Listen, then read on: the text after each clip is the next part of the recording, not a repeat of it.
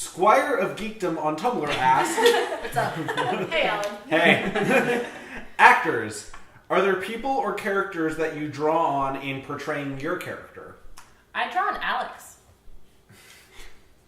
Wait, what? Explain. I mean, what's funny is that, like, so Kimber is obviously not remarkably similar to you, but I think a lot of her motivations and the way that she interacts with people are closer to your personality than you realize from writing it.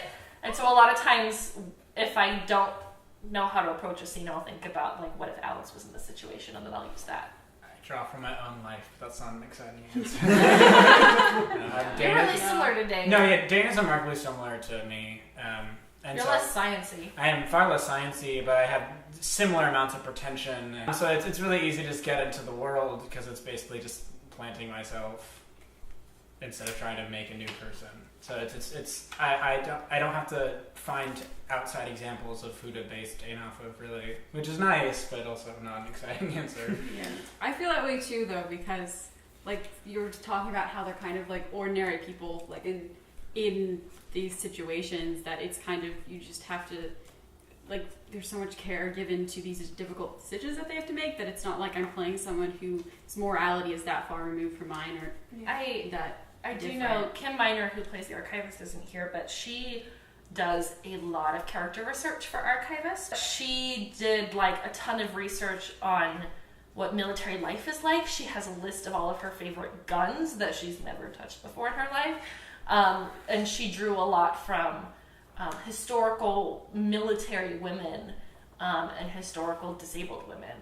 And because she was in a situation in the show that's so far removed from her own personal life, she did a ton of research. She has binders filled with character research. So would you say that that would be a binder full of women? I was thinking the same. In writing Callie Albright, I ended up very much drawing on, in fact, Ellen Green, my sophomore year roommate. And she's also very much like, you know, she's ethically driven and she has all of these interesting political opinions, and she thinks a lot about those kinds of issues. And I feel like in the apocalypse, she would become someone very much like Callie Albright. And she has now become very attached to the character. And so I feel a little like protective of that relationship there between the, you know, fictional character of Callie Albright and the real character of Ellen Green.